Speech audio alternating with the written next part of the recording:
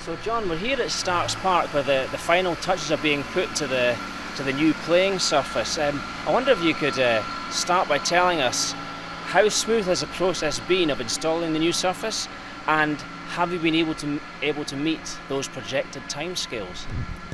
We're actually ahead of schedule because no one anticipated the summer would be as good. The problem was that I believe Italian suppliers fell down on the timing of the carpet. So that was why we had a period where we weren't actually doing anything, or it appeared we weren't actually doing anything. But they're ahead of schedule. I'm told they will hand over at the end of this week, and we had already asked the SPFL to make sure that our first game was an away game. So we're well ahead of where we expected to be originally, but not where we might have been if we'd had a bit of luck. Yeah, exactly, yeah. I assume you're referring to the televised game against Heart of Midlothian, which we had to play at Bayview because we just could not have got that done on time. Well, we would have been able to had the carpet arrived on time. But some things are not meant to be. Exactly, yeah. And from looking at that playing surface, to my untrained eye, it is, as you said it was going to be pre-installation, it is like the gold standard. It's like the Rolls-Royce version of AstroTurfs. It looks good to you? No idea. It's the players who have got to comment probably rather than ourselves, and as long as they win every home game this season, it's fine. Exactly, yeah. Looking at the pitch, and obviously it's going to be used for the first team, principally the Raith Rovers first team, but at this early stage, have there been any discussions about who else will use it, like the ladies team, reserve games and so on? There's been a number of people who've shown a lot of interest. It's hoped that the ladies team will play here on Sundays. FIFA have indicated an interest in playing here, I believe, on Friday nights. The Reserve League, which seems to change every second day, is supposedly Tuesday nights. And we've had a couple of outside providers who've talked to us about taking blocks of time in addition to the foundation. It will get used. Maybe an obvious question, and to some even a silly question, but what does this mean now for our relationship and our use of Michael Woods? Are we completely out of there? I don't know the answer to that. We've got a board meeting going on as we speak, and my guess is that will come up. Certainly we want to bring the training back to here. Obviously we don't have a swimming pool, but there's a new one on the prom. We're in discussions with a gym, and Kirkcaldy Leisure Centre has indicated an interest in working with us. So everything's going to be done on a soft opening basis, and my guess is that initially we may spend half our time here, half our time in Michael Woods. We've got to extricate ourselves from the relationship we've got up there. They of course have got the indoor facility, so my guess is that we will still continue to use them on occasion, but we want Kirkcaldy and Starks Park to be the primary focus. Yeah. And these are things that you've talked about and been asked about in the past, but going forward after this period of soft opening, as it were, is there a prospect of those additional facilities like gym, not swimming pool obviously, but the gym being here at Starks Park? Well, the first thing, once we've got the pitch in, we need to get a generator. And then after a generator, we need to look at the lights. But we're also looking at the provision of additional dressing rooms. And this afternoon we had a meeting with an architect, courtesy of Alec Penman. And we already have a concept, and they're going to come up with a detailed study of what we might be able to do with the space we've got. And this will be, it could be a 5-year, it could be a 10-year, it could be a 15-year project, but we'll just start and work our way through it as best we can. You mentioned the indoor facility at Michael Woods. Very obviously we can train here when the weather's good or fair, but when it comes to severe winter conditions, is there provision in place for winter training at Michael Woods? It's called the Beverage Park. Right, fair enough. Harsh news for the players.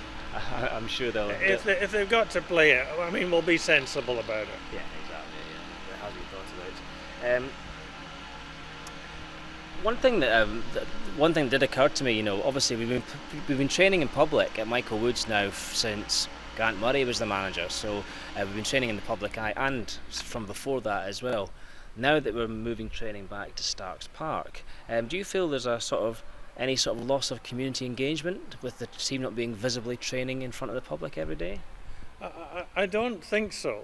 We had discussions about 18 months ago with Queen of the South and what happened when they put in their artificial surface.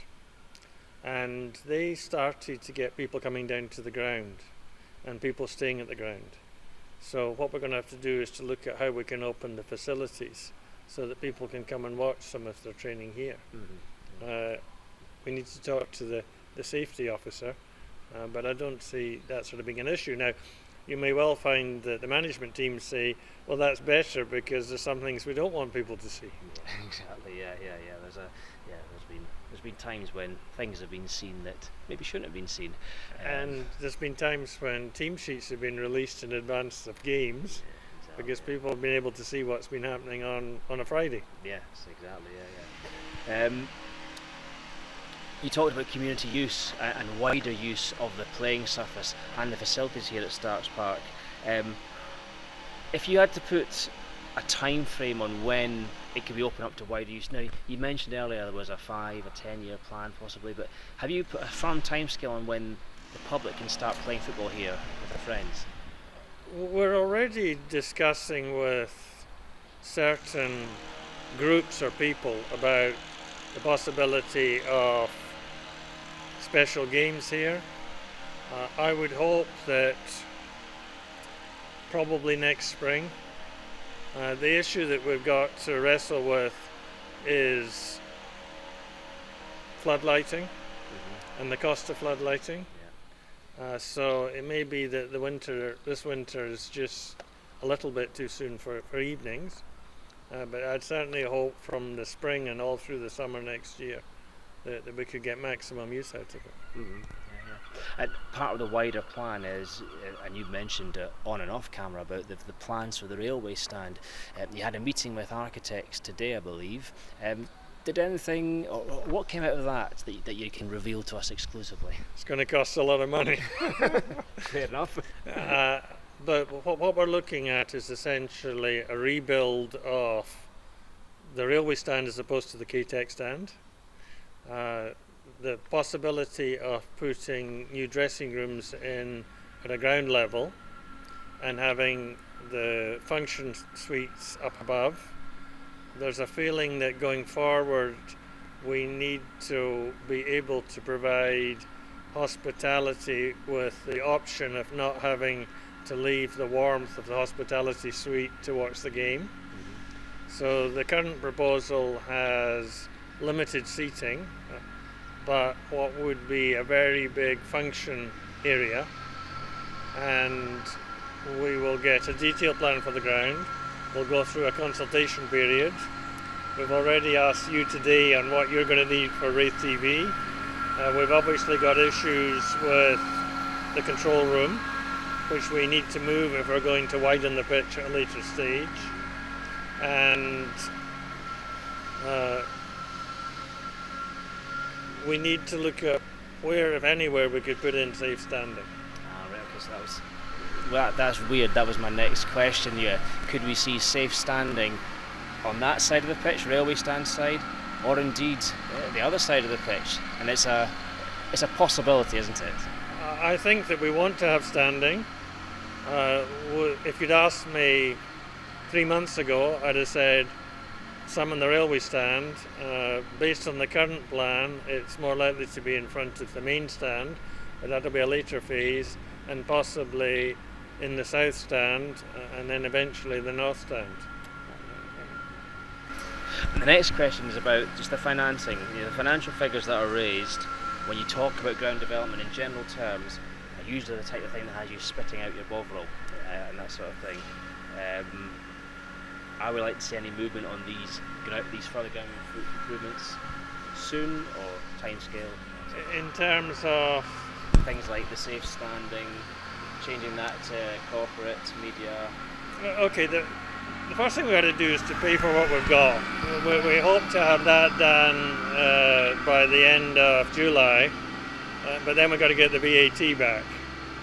And we're hoping that Her Majesty's Customs and Excise are going to be HMRC, quick, yeah.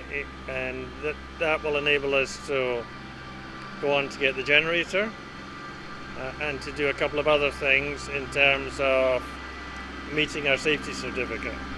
Unfortunately, there's been an extended period of neglect, and we've got a long to-do list that must be done in order just to get a ground certificate. Moving the conversation on from on and away from the actual stadium and its surroundings, obviously you were at the game on Saturday against Hearts, and you've seen the team play now. We're near the completion of our squad. The question that always comes up is loan signings. Do you feel, or do you know that we'll be exploring the loan market, or are you leaving that all to Barry and Kevin? No, we're certainly not leaving it all to Barry and Kevin. We're in discussions and we're being offered players. It'll be a question of how Barry puts the jigsaw together and how much funding we commit now, or the extent to which we try to keep our powder dry till January. We've had an amazing, apparently bad run of injuries. This is something the board are looking at as to why has it happened, and how can we reduce it. It seems to be the Rovers' way. Injuries play such a key part in our season, or seasons, don't they? Yeah. In the time that the work has been going on here at Starks Park, very obviously we've been playing our home games at East Fife Ground, New Bayview. I wonder if you wanted to extend a sort of a thank you to them for their assistance in hosting us in what has been a busy time for us and them. Well, we had a chance to say thank you on Saturday. They've been very courteous. They were kind enough to show me their control room. We talked about their hospitality arrangements, how they had found community use. So what I'm hoping is that going forward we can build on the cooperation at a FIFA level and do far more things among the 4-5 clubs.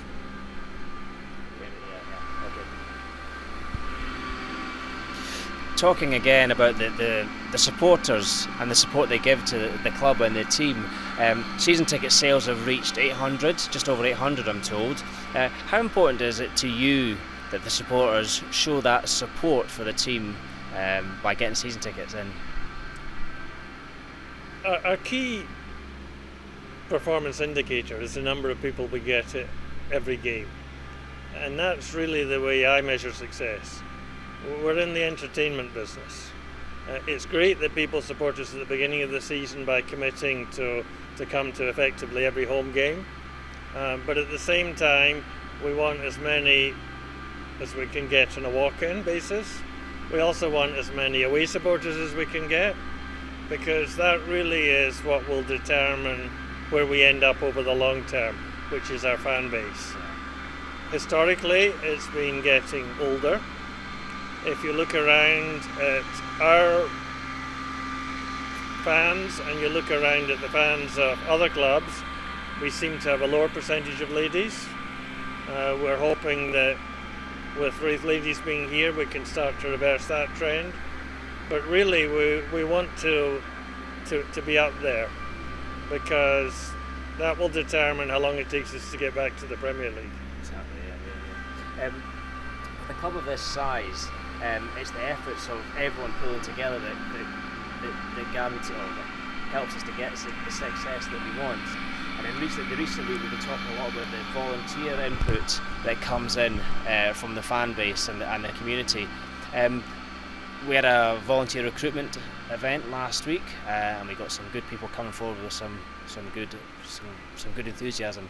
How important are the volunteers to you, to the club, and what do you think the benefits are of volunteering for Raith Rovers? I think that's up to every individual, and I've seen a couple of comments where people say it gives them tremendous satisfaction to feel that they've contributed, and everybody can contribute in different ways, whether it's future Prime Ministers selling programmes when they're at primary school, or increasingly with digital technology, people don't have to be at Starks Park to help.